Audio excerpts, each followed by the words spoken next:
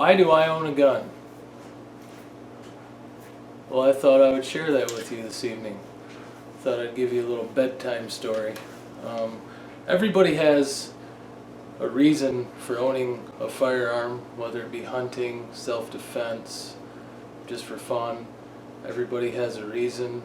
Some people, something led them to make the decision to get a firearm, and I just wanted to share my story with you. So after the intro, stay tuned for the video.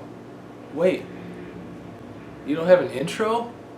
No, I don't have an intro right now, and the reason is because I feel like the content of these videos is more important than an intro, for one, and for two, I want to see how many people are interested in the videos before I go spending a bunch of time on a cool intro. I'm rather new to this, so subscribe to the channel, and maybe eventually down the road here we'll get a cool intro going. But back to the story. So it was 2009, and I was living in a small cottage with my soon-to-be wife, and I lost my job. I was working for General Motors at the time at a Chevrolet dealership. I lost my job, and that forced us to move out of our cottage on the lake and into my parents' house. Well, we stayed at my parents' house for a while, got a little bit bored with that, and then eventually moved in with my wife's parents, or my wife's mother, my mother-in-law, and this is why I had to get a gun. So we're living at my mother-in-law's house. At that time, we were engaged to be married, and we had a 8-month-old daughter. She wasn't a year old yet. And my mother-in-law had a crazy ex-boyfriend, you might say. And it was the middle of the night one night, and she came into me and my wife's bedroom freaking out and crying that her ex-boyfriend wouldn't stop calling, and he was making threats towards us, saying bad things about me personally.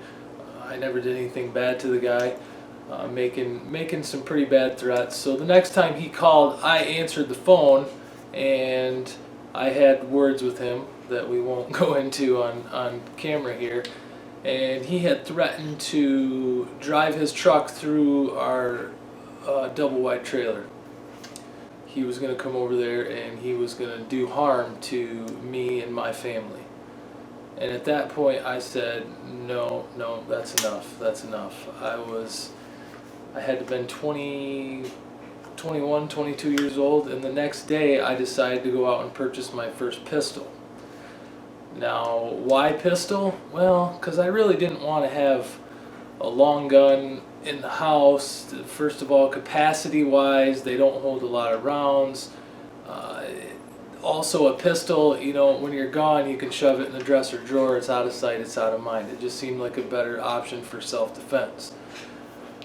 So I went out to our local gunsmith shop, and I purchased my first semi-automatic pistol, and that happened to be the Ruger P89 9mm.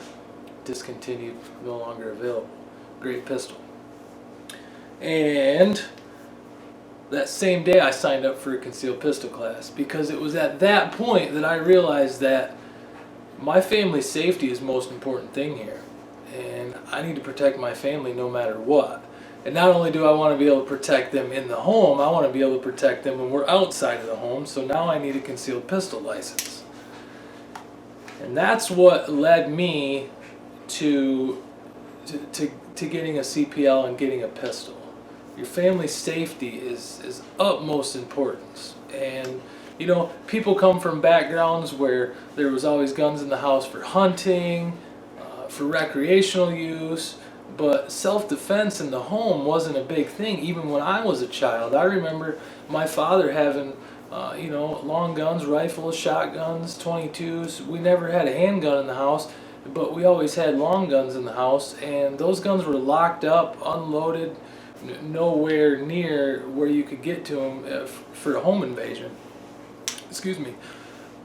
So my father clearly wasn't concerned about home invasions, but the world has become a lot rougher place since I was a child.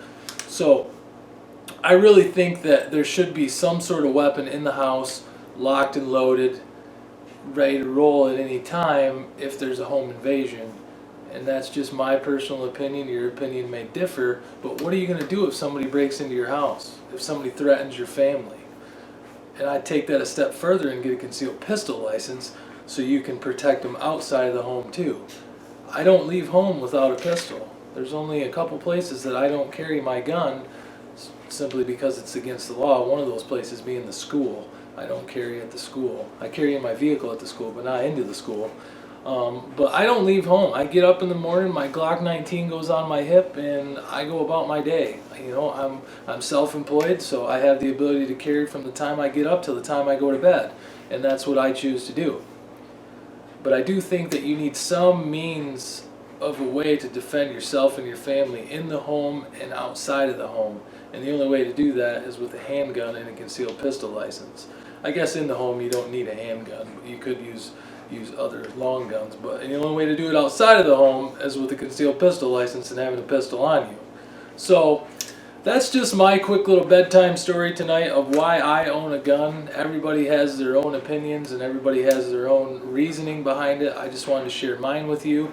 I got a lot of great video ideas to come. I got an EDC series coming up that I want to start, starting with what I carry on my person, and then what I keep in my EDC bag, and then wrapping it up. It's going to be a 3-part series of what I keep in my vehicle.